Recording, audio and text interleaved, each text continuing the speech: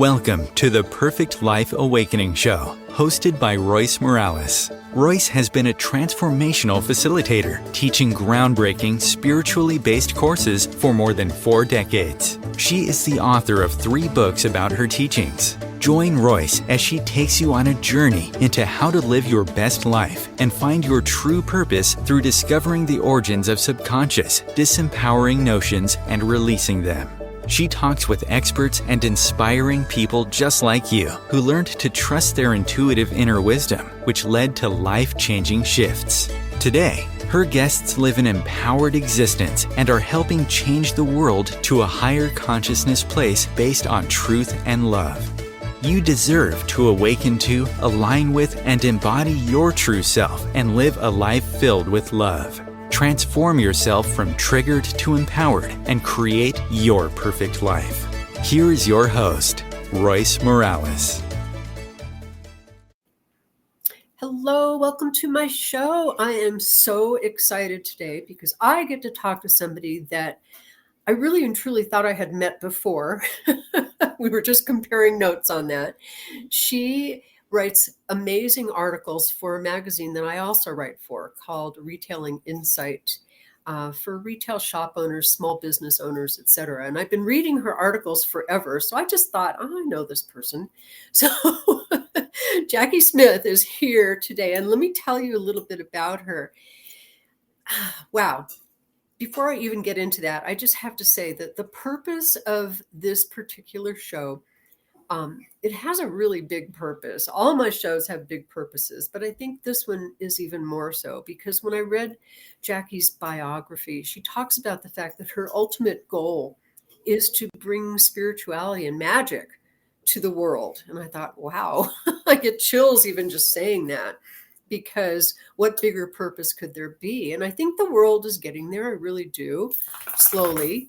But I think it's even really more difficult in the business world because it's all about profits and numbers and customer counts and production. You know, she has a production company where she makes candles. So there's so much of that stuff going on that we can't even focus on creating magic.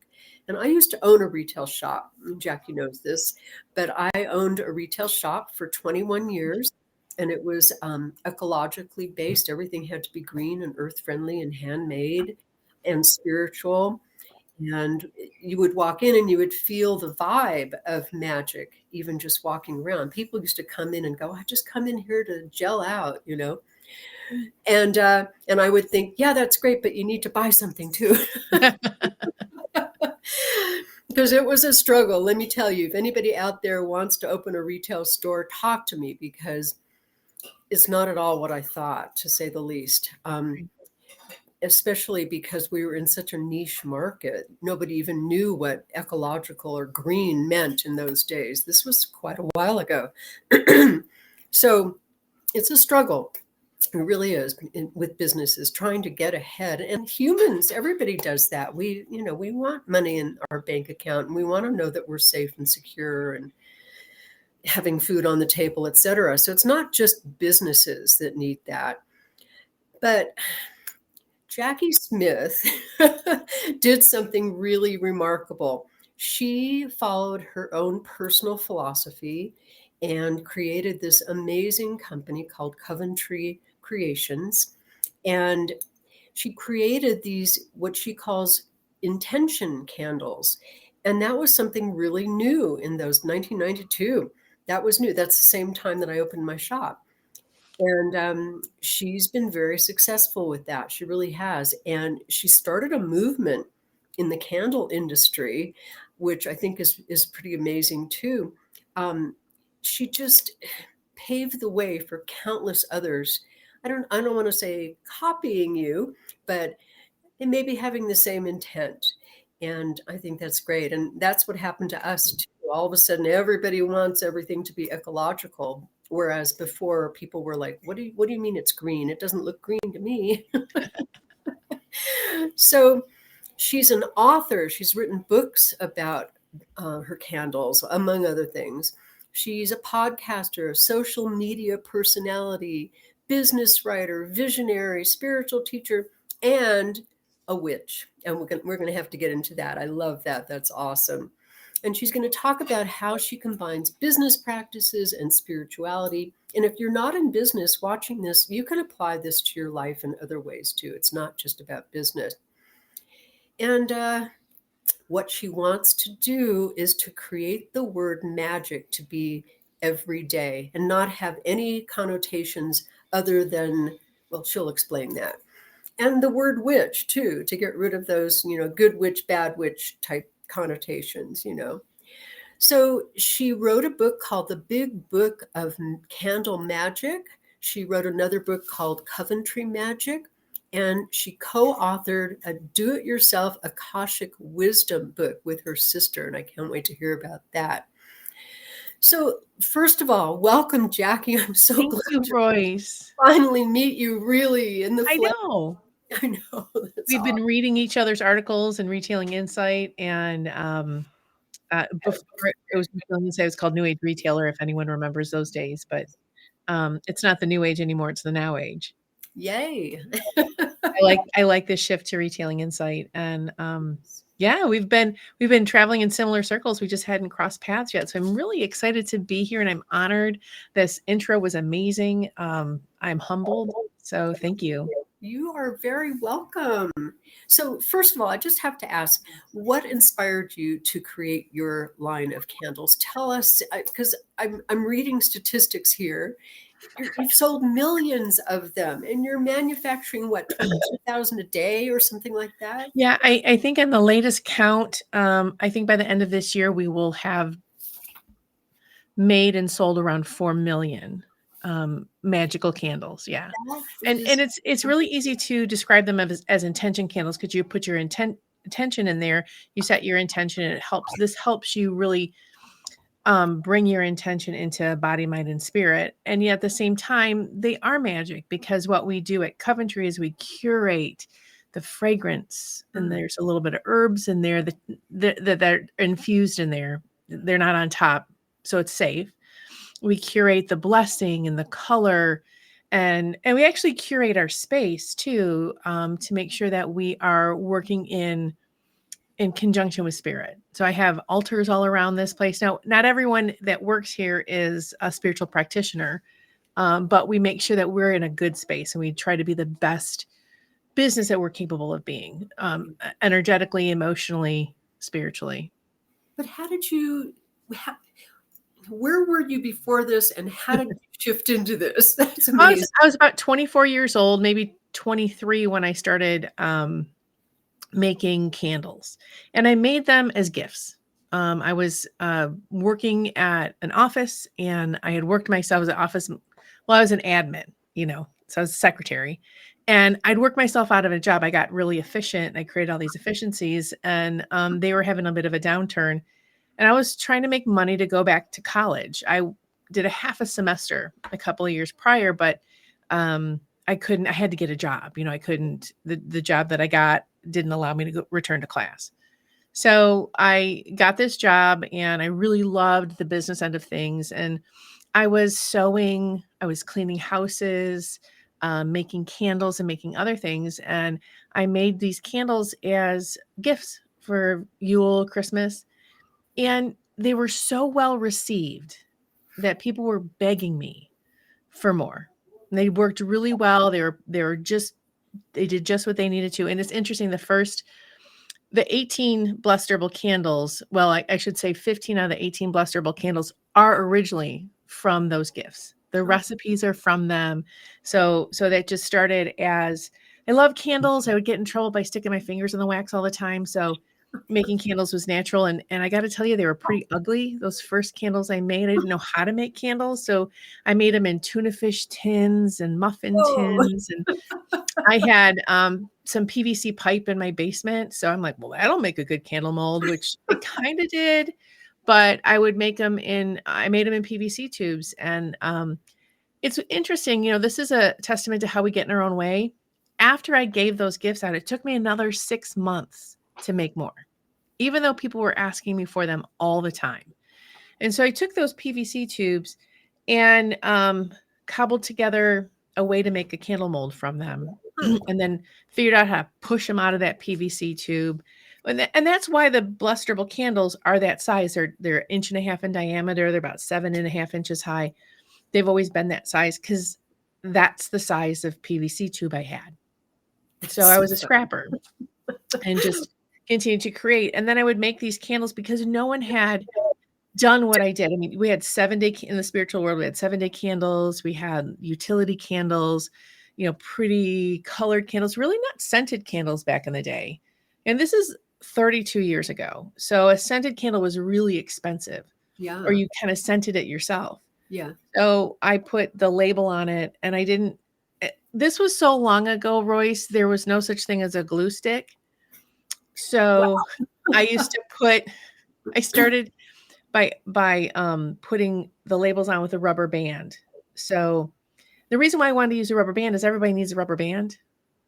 So you have the doorknob full of rubber bands, and and the tape didn't look good. So I was like, well, rubber band. I don't know. It was just really innocent and necessity.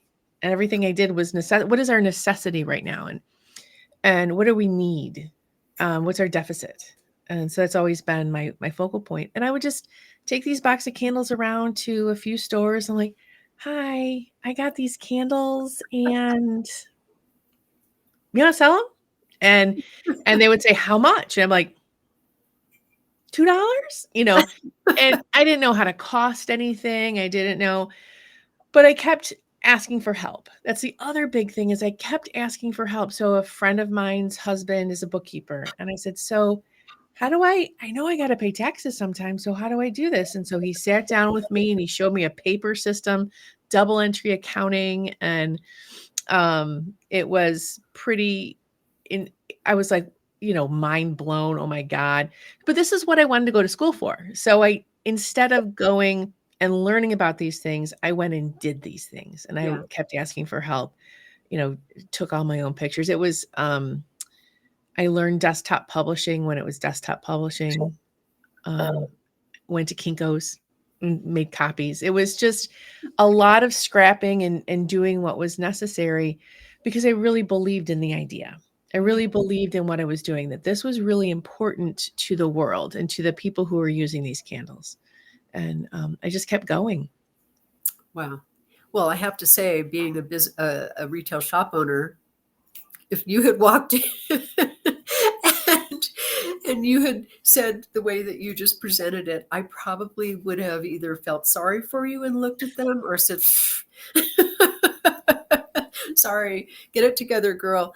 But there were a lot of people that would walk in and I would really help them. So, that's so important as a shop owner because, a lot of people don't know at all what they're doing. There were a lot of people that I actually started from the ground and helped them be successful business people. So that's really awesome. It was shop owners like you that would say, hey, this isn't quite right. I need it to look like this. This doesn't do well on the shelf. I need you to fix that. And so I would listen and I would do. Yeah. And that first year in business, actually the first 5 years in business, like the first year I doubled every month and then I doubled every quarter and then I doubled the first 5 years. And that was not sustainable. I mean, I was onto something. I did a thing and it was going like gangbusters, but I couldn't. Everything I made went back into the business. So there was really no profit. I mean, you think that, oh my God, 100% growth. How amazing. You're amazing. But 100% growth isn't sustainable. That balloon blows up too fast and it will pop. Oh, wow. So I learned a lot about sustained growth. And I learned a lot about just about losing everything on the edge of, on the cliff of oblivion a couple of times. So, wow.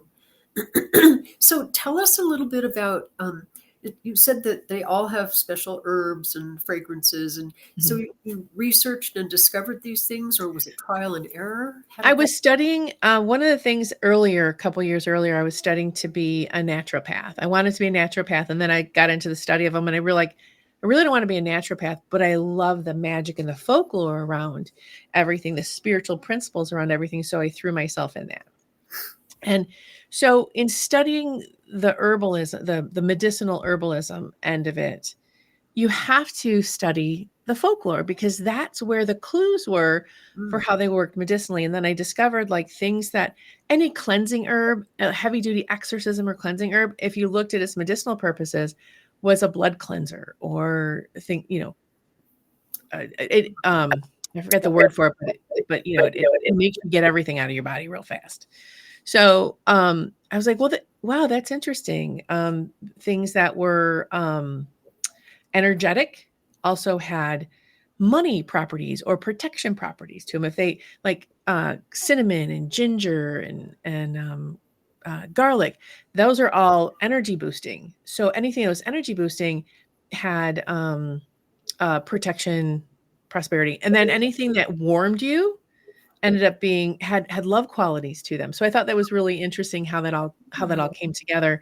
And so before, it was before the internet and before a computer in every home, I had boxes of index cards that were referencing each other. I created my own little indexing system. Wow. So as I was learning these things, I was fascinated. Like, what if we combine this and this and this energetically and put it together? And I read a lot of Scott Cunningham books and Paul Barrow books and the herbalism, magical herbalism, and then I went, you guys don't agree. I mean, there's a lot of disagreement on what different things did. So then I started really tuning in to the energies of them and then the science of them. Now, I'm not a scientific herbalist. I'm not. I studied it to this degree, and then I started creating things and going very intuitively on that. But it's But what, fascinating. yeah, I know. What a great balance, though. That's wonderful that you did that. I have to admit, I am a Virgo, and I have 7 planets in Virgo, and then my moon and my rising are Libra, so everything has to be in balance at all times. Thank you very much. If it's not, it's way out of balance, and we'll just go with That's great. That's it. wonderful. So, how did you, besides, since we're talking about letting go of our need for profits and all of that, which, we need to balance that, but how did you know, besides your profits and your bottom line, that you were on the right path? The one of the most important things in business is, why are you there? Yes. What's your gift to the world? What's your contribution to the world? What is your why? I mean, Simon Sinek talks about why. Um, and then one of my other business consultants, advisors talks about what's your contribution to the world. And I've always known what that is. And knowing that, having that clarity all the time. And the times when I've lost that clarity is the times when I hated being there. Mm. I did not like coming to work every day because I lost my why. I lost my clarity. Yeah. And what you're giving as a business owner, or maybe even your hobby or your home, or you volunteer, what you're giving is your heartbeats, your time. And that's not a renewable resource. So if you make sure that what you are giving, what you're contributing to the world, is a heartbeat or a minute or a second that you're happy to spend in that, because it brings you joy at the same time. Now, not every moment of every day is going to bring you joy, but the overall contribution brings you joy. I've had different opportunities to go into other businesses and do other things, and it sounds really exciting on paper, and then my ego loves it, and like, oh, we want you to be part of this, blah blah blah, and I'll start going in that direction. I'm like, I don't like this. This is not worth my time and energy. Because when you are working from your heart, when you have your return on heartbeats of what you're putting in there, you're re-energized and you can keep going. Yeah. And when things are really, hitting rock bottom, you have the energy to just shoot right back on up. I mean, people think that business is this steady climb, Right. right? It's not. It's this. Go backwards and forwards, up and down. It's like curly cues. And it's crazy. It's not a straight line, because we have to learn a lot of things. And if you want to learn who you are as a human being, start a business. That should be a bumper sticker. Right. That's great. Every one of your failings becomes fodder for your clients, your vendors, your employees, and the vulnerability there is huge. But I could go into vulnerabilities too, but why, it's having your why. knowing why you do this. And why I do this is I want to bring magic to the world. Yeah. It's so, every person is magical. Yeah. Every person has the ability to manifest what they want. And when I would talk about that back in the day, they're like, what is that? Satan worship? What is going on? Is that evil? I'm like, no. I mean, you decide to get up out of your chair, walk across the room and open the door. That's magic because you set that intent. It's just sometimes the intents are bigger. Yeah. Yeah. So I was so clear on my why. Speaking of whys, I mean, there couldn't have been anything more clear in my life, especially because this idea was given to me by Spirit. And yet I couldn't make it, quote, profitable in 21 years. I always tell people, yeah, we had a great run, 21 years, and we never made a dime. But how would you recommend that a business person that is so clear about what they're doing, and it's so pure and it's so conscious and it's so magically based, but they can't get it to, quote, succeed, what would you say to them? Well, first of all, in our industry, we cheap ourselves. We sell ourselves so cheap. We don't, so yes, having your why is important, but knowing your books is also important. Yeah. Not being afraid to negotiate, not being afraid to know your value. Brick and mortar is the hardest business to run. It is the hardest business to run. Because you have so much overhead, and then you have a huge product cost. That you have to invest everything you have into your inventory. Have this huge level of inventory. Mm-hmm. I think, what was the last time I looked at it in a brick and mortar? You almost have to have 3 times the amount in inventory that you would sell in a year. Yes. Because no one likes going into, unless it's a really high-end store that has one of a kinds, no one likes going into an empty store. We're Americans. It feels like we're going out of business. Right. Yeah. It's like, well, is this it? Even though you can only, as a human, look at like 10 things and then you're overwhelmed. But we expect this inundation of things. So the investment is insane. It's absolutely insane. I mean, restaurants similar, because you have all this investment in equipment and people and things like that. But you don't have to hold 3 years worth of inventory at every one moment.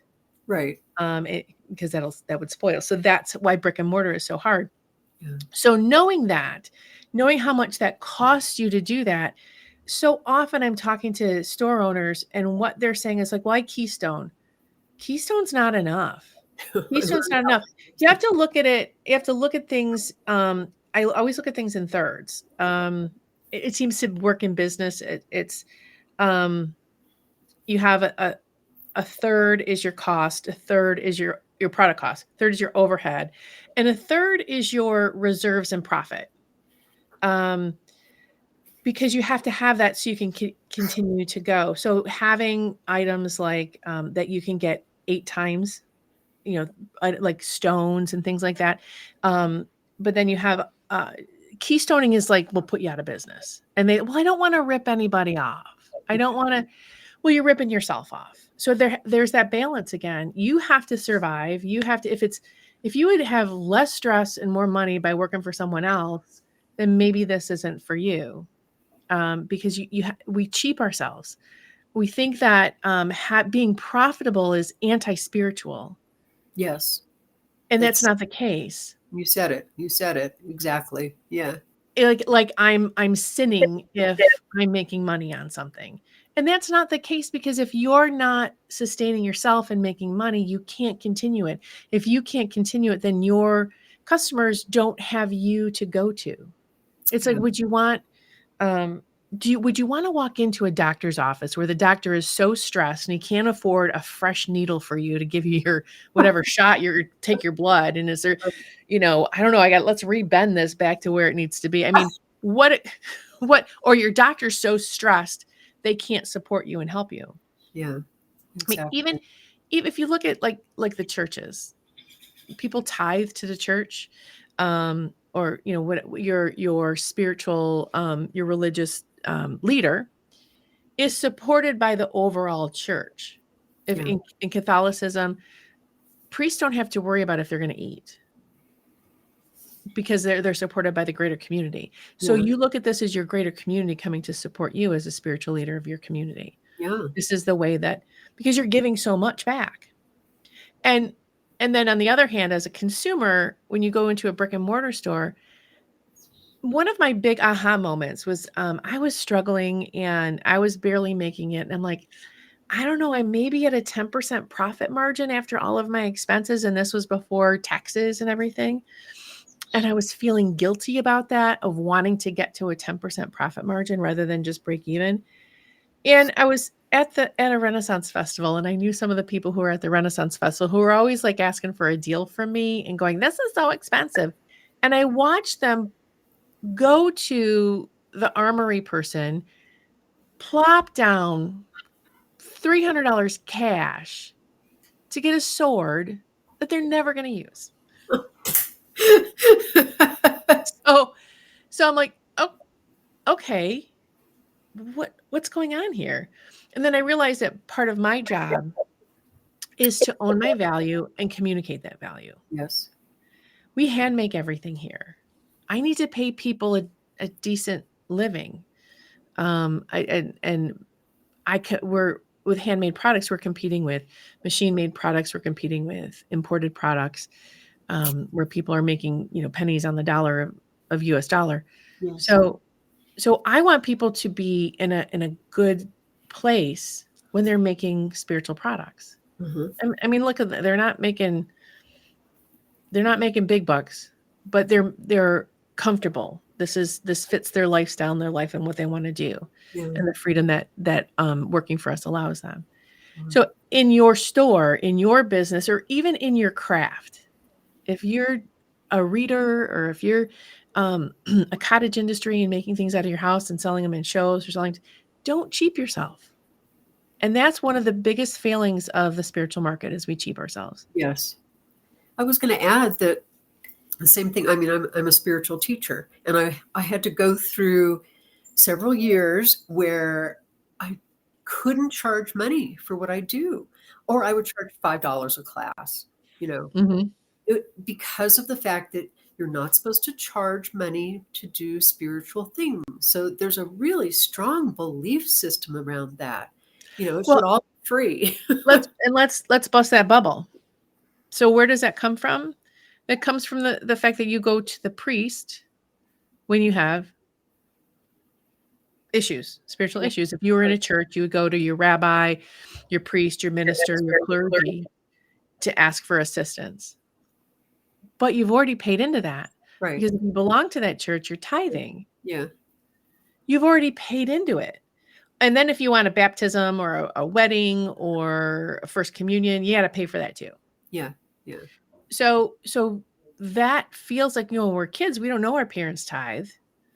And we didn't know how much it cost to be a part of it. I mean, I remember growing up as I was an adult and then looking at how much it costs for my parents to belong to the Catholic Church. I mean, there really is, if you want to be a member, there is an expectation. They don't bill you, but they send you a note.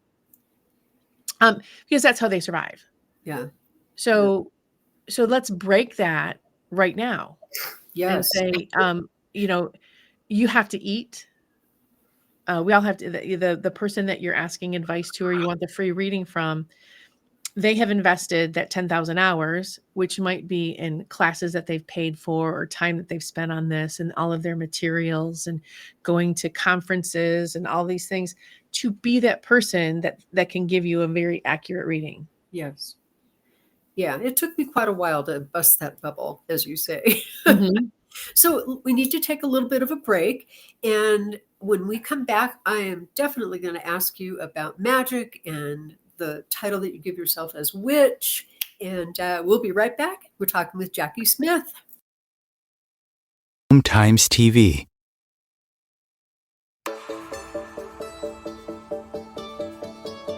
Do you crave joy but feel stuck? Do you go through life feeling constantly triggered and frustrated? Fear is likely the culprit, and subconscious fear is likely sabotaging you. Perfect Life Awakening is a time-tested, spiritually based approach to inner transformation created by Royce Morales. For over 40 years, she has helped people get to the origins of subconscious fears and ultimately help them find their true purpose and a life full of joy. Sign up for Perfect Life Awakening today at roycemorales.com. You deserve to go from triggered to empowered, shifting your life with Perfect Life Awakening.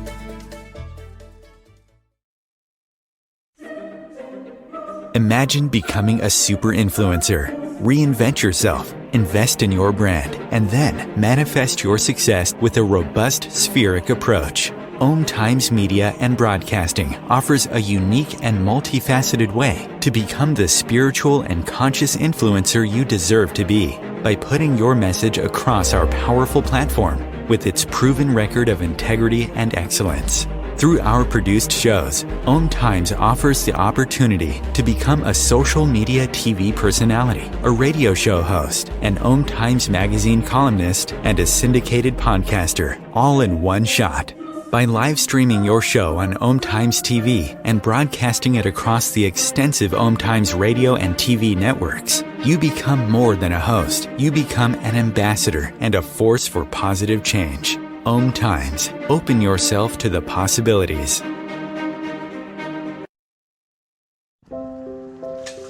I want to eat apples and bananas. I need to eat apples and bananas. Why can't I eat apples and bananas? Support the Feeding America nationwide network of food banks to help provide meals to those in need. Join us at feedingamerica.org.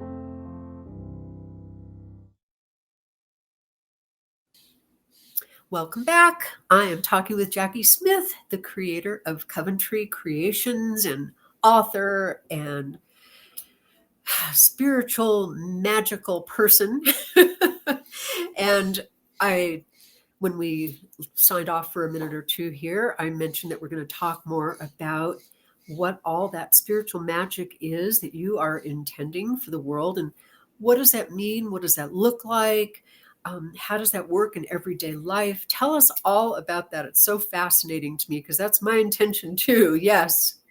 And when you started the show, you talked about one of my big goals in life. I call it my BHAG, my big, hairy, audacious goal, is to normalize the word magic and normalize the word witch in this world.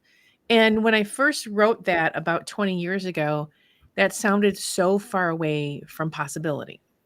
And now the word magic is very normalized, and not even in a Disney way. We talk about, oh, that's magic. Big, it's girl magic, it's boss girl magic, it's this, magic is just it represents our power to create and manifest what we want in our life. Now I'm working on the word witch.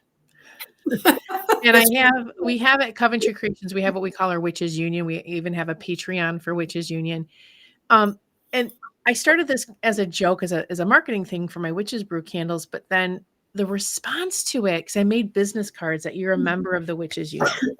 And I would hand them out for fun when people would talk about doing something powerful in their life or manifest something. I said, well, guess what? You're a witch. And I would hand them a Witches Union card, and they would stop and they would go, I am.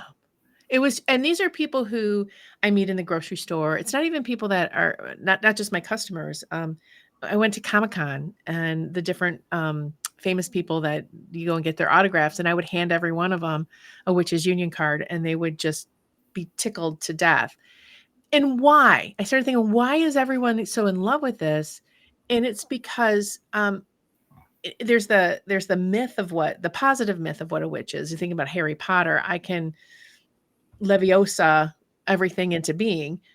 But a witch is someone who sets a goal and achieves it, sometimes through direct physical means and sometimes through positive energy means, sometimes through psychological means, but they use all of the tools around them to get where they need to go, to manifest this goal that they have in their life. That's a witch. Entrepreneurs. Oh gosh, I love when I tell entrepreneurs, you're a witch. And they go, I am. Because I'm part of different entrepreneurial groups, and entrepreneurial energy and magical energy are just like a Venn diagram, almost an exact replica of each other, because you are setting a goal and an intention, and you're making sure your mindset's in the right place, your energy's in the right place, your culture's in the right place, and you're doing all the physical things you need to do. So that's magic. So a witch is a title, just like teacher or a mother. It describes what you're doing. You're teaching, you're mothering, you're witching, you're doing magic. And having the witches union has been so much fun to remind people. And that's why I absolutely took the title witch. So when I'm out and about in the world, it'll say, I was at an entrepreneurial event. I was speaking at an event talking about mentorship, and I was at the Federal Reserve in Detroit. God. So I was at the Federal Reserve with all of these some people from DC talking about economy, and my badge said Jacki Smith, Coventry Creations, founder, CEO, witch. Oh my And, God. and people would come up to me and they would go, they would lean in real close. I totally believe in that. I was going to ask whether they arrested you or put you in some room somewhere. No, and this was about 8 years ago. So this is not yesterday. So we were still in transition, but owning that word witch is, first of all, it's fun. It's so much fun to say, I make change in my life according to my intention. And I use everything around me. It might be stuff out of my kitchen. It might be in the moment. It might be that sometimes negative energy is coming at you and you go, all right, what's my lesson here? How am I going to use this? What do I need to do here? And that is magic, and that's being a witch. So that's how I felt about being a witch. It's important things. It teaching people how to pull their power up, their magic, their power, and use it to affect change. As something that's when I watch people do that, I watch their lives bloom and take off. I mean, wow, when you go from somebody who's like, I don't know, I don't have any power in this situation, or they're very codependent, or they're very passive on things, and you show them that they have personal power, they can have a boundary, they can choose what they want in their life. And watching that, their mind flip to this, and their energy flip to, oh, okay, I can do this, and their lives change. So that gets me up every day. That gets me going every day. So of course, I'm going to create products that support that. Yeah. And my personal, I don't want to call it my theory, but what I see happening is that we put the right ingredients together with the right color and the right blessing, and it becomes a vibration. I mean, everything's a vibration on the quantum level. I mean, just even having our conversations, we're vibrating things into existence because we are making noise, and the noise we make is vibration. So we're setting up the right vibration for the person who has that deficit, that need in their life, to fill it. Well, okay, if you don't know what living a prosperous life feels like, how can you create one? Exactly. Yeah. So the prosperity candle, what that does is it creates that vibration of prosperity, so you can start to tune into it and say, oh, this is what prosperity feels like. So when I feel something similar, I know how to manifest it. I know I'm attracted to it, and it's attracted to me, because like is always attracted to like. If I don't know how to have a healthy, loving relationship, and I'm going to light the love candle, I'm going to start to feel what this really healthy love feels like, how it vibrates in me. And so you can start to manifest it. And sometimes I've had people tell me that they buy the candle and on their way home, things change for them. Wow. But that's you're really ready for it. And then when you go home or wherever you're going, sit down, light the candle, read the blessing, and care for the candle. Here's the thing I love about pillar candles. They need care. Never leave a burning candle unattended. I've always subscribed to that, and I always tell everybody that.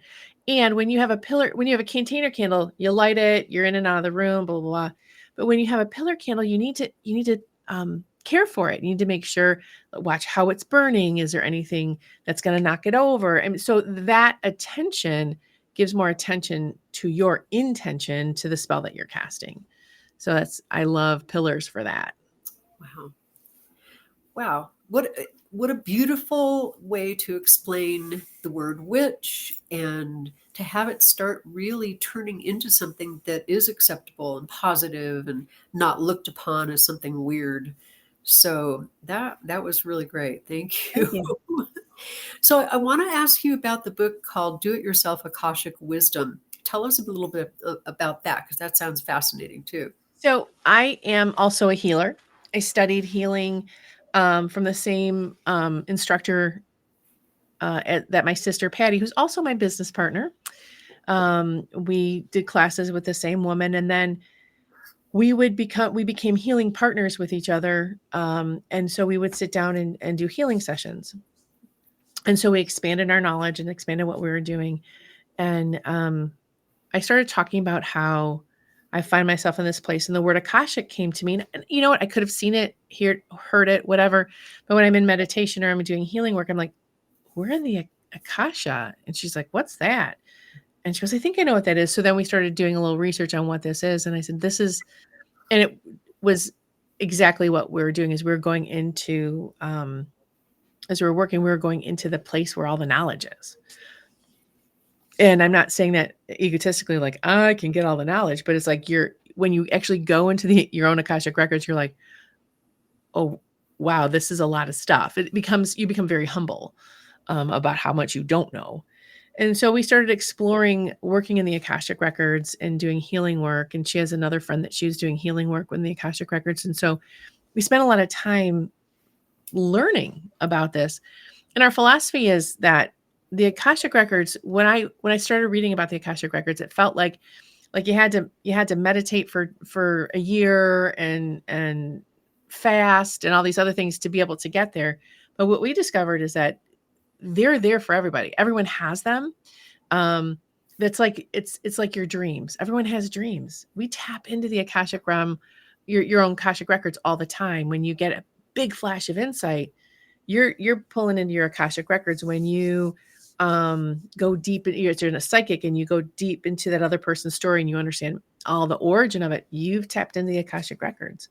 When, I watch writers, whether it's fiction or, when they're all the information, they're pounding away at the keys and like, I got this. This is a flow of the Akashic records, because we have to have Akashic records. It's the record of our soul's entire existence. It's there.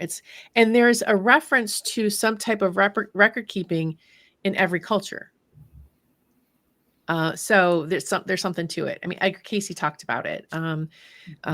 If when I've interviewed different people, First Nation people who talk about their myths and philosophies, there's a philosophy around that as well. So it's everywhere. So there's something to that. And so we teach people how to go in on their own, how to add this to their own personal meditations, and the tools that they can use when they're in there, the things that they may see and what to do with it.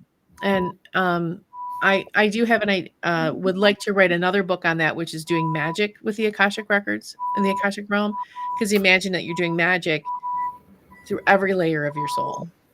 Wow. If in case you're hearing noises, that's the trash being picked up in the front of my house. It was supposed to happen yesterday, but because of the holiday, it didn't. So I apologize for that. The truck goes by, yes, whenever I want to have a serious conversation. Yes. It's tuning into the Akashic records of being exactly. a tax collector. There you go. Right. It's getting rid of all the stuff we've dumped out. There you go. So this is the book, DIY Akashic Wisdom, Access the Library of Your Soul. And in this, we just take you on a step-by-step process of thinking about your Akashic records.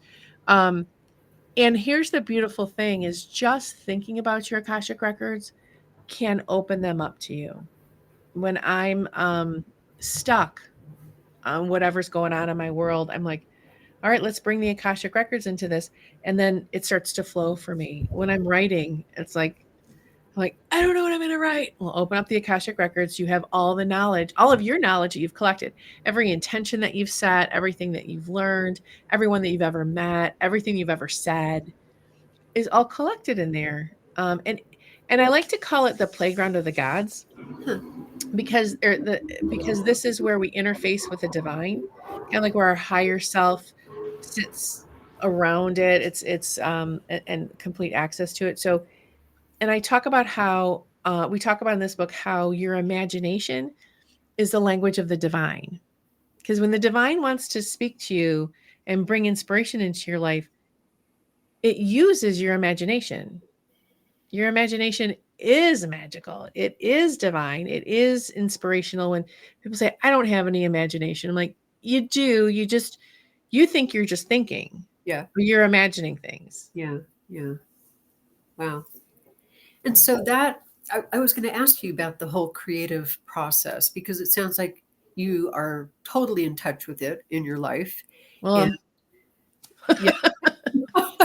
as a writer, you know that there's days where like, no, it's not happening. I know. Well, the fact that you've created this candle line and you've listened to your inner pull, and now you're accessing the Akashic records. It's just amazing to me. What, besides going and buying your book, what could you tell our audience in terms of kind of attuning to all of that, the spiritual magic, the Akashic information? What can you give us couple little clues? Unplug. Oh God, I know, right? I've been unplugging lately. We forget to unplug. We forget to create white space. You know, when an artist talks about how the white space in an image is just as important as the objects Yes. in the portrait or the picture, the painting, whatever. Life is like that too. Your white space is really important. And what your white space allows you to do is process everything that is input. We're over informed right now. We've never been so informed in our lives. Yes. And just, you ever notice when you're in the shower or maybe you're in the bathroom and the big idea comes to you? All the time. Yes. It's because that's white space for your brain. Unless you bring a book into the bathroom, then it's not white space. But when you're just sitting there or just standing there, getting wet, shampooing your hair, your brain starts to unwind. It's processing all the input. That's what some of my best ideas come from the shower. So then I said, you know what? Maybe I need to take a virtual shower. Maybe I need to just sit there. Like in the morning, I'll go outside and sit and I'm like reading emails. And I said, why am I doing this? So I go outside without my phone, without anything. 5 minutes. Just try 5 minutes without any input. Standing in line, waiting for the train, and in your car, turn off the radio. 2 minutes, 1 minute. It takes practice. 15 minutes is a really good amount of time for, I call it unwinding. Yeah. It's like when you start sitting in that white space, the quiet, that's why quiet intimidates people, because it lets their brain roll. And for some people, it's a challenge. It's uncontrollable. So they need some noise and stuff behind them so they can get into a nice flow. And that's whatever you need, but it's a lack of input. So you can hear yourself. That's so we don't listen to ourselves. Yeah. It's interesting because, excuse me, as you're talking, I'm thinking about my most creative things arrive when we live up in the mountains. I'm driving down for 20 minutes to get down to the city. And I've got the radio on, I've got the news on, all that stuff is going on. But all of a sudden, these ideas just come to me. I get all my questions that I'm supposed to ask my people on my show. They all come to me when I'm driving down the mountain. It's very interesting. Yeah. Relaxing your brain is really important. So it's a gift you can give yourself. Yeah. It's a gift. Yeah. So what else? What other little hint can you give us? All right. Believe in yourself Yes. and question everything. There you go. So the questioning everything is why did this happen? What did I learn? Who do I want to be about this? How do I feel about this? And when you're in a point of reactivity, when your brain's going, wah, wah, wah, wah, wah, just start to ask those questions. Who do I want to be? How do I want to feel when this is all over? And it also becomes part of that white space too, and learning about yourself. And we started about valuing yourself. We forget that, when we're kids, we're so egocentric and we're so like narcissistic and crazy that our parents need to teach us not everything's about us. And then when we shift into adulthood, we need to remember everything's about us. I mean, because it's you're the one who's got to put on your oxygen mask first. So reclaiming that power, if our power went unchecked as children, it would not be healthy for us. So we find that balance when we're being hopefully in a very healthy environment, we're being raised and we've become an adult. So finding that balance and remembering that you are powerful and that you have a lot of resources. So, and the last thing that without candles, without any magical training, anything, is gratitude. Yes. That's where you find your resources and find the things that you didn't know you had. In the midst of, it's not an easy time for anybody out there right now between the economy and inflation and how everything is changing, and then the polarization of beliefs, blah, blah, blah. Yeah. So when I'm in the middle of crisis, if I can find one thing to be grateful for, sometimes it's I woke up today. Sometimes it's I have a beautiful view, or I'm breathing, or anything started with the simplest thing possible. And you realize you have a good life. And when you realize you have a good life, you can see ways to make it better.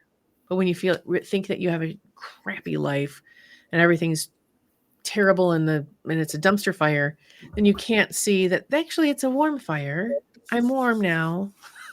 I'm getting rid of all the things that don't work for me. Yeah. And you find that gratitude. That's so true. Absolutely true. One of the things that I talk a lot about in my Perfect Life Awakening course is how everything is a mirror. And in fact, I have my other Wednesday show next week where I talk about mirroring in particular. I call it It's All Mirrors. And it sounds like we're talking about the same thing, definitely. And it's interesting because this coming Wednesday, I'm chatting with somebody who is one of my students, former students, and he's also a therapist and a very active political guy. And we're going to talk about on September 11th, 2 days after the debate, we're going to be talking about politics as mirrors. So, yeah, that's it's big. really interesting, definitely. That's big. Yeah. So tell us how to find your wonderful candles and your books and how to reach out to you. Tell us all that. CoventryCreations.com. That's my brand site. You can find lots of stuff on there. All of my products are on there. Books are on there. You can contact us. And then we're on all the socials under Coventry Creations or Coventry Candles. And you can find me on all of our socials there too. And if you're looking for our products, they're also on Amazon. So if that's your cup of tea, you can find them on Amazon. You can find them on Etsy. There's lots of ways. And I welcome you to try one and let me know how it goes. Yeah. And do the candles have directions on them? They do. Every candle has, you can kind of see them behind me. You can see a couple behind. Oh, wait, the other side. I'm mirrored right now. Every candle has a label with a blessing and instructions on what to do. It's as self-serve as possible. You can't do it wrong. Oh, good. That's good to know. Well, definitely. Thank you so much, Jacki. And I so appreciate you, and keep up the good spiritual, magical, witchy work that you're doing. And I look forward to reading your next article at Retailing Insight. Thank you, Royce. It's been an honor to be here. I'm humbled by your invitation. Oh, gosh, you're very welcome anytime. And I will see everybody on Wednesday where we talk about It's All Mirrors. And we're going to talk about politics and mirroring. And yes, even certain political people are our mirrors. I know that's a hard one. Thank you so much for being here. Thank you. Have a great day and a great week. You too.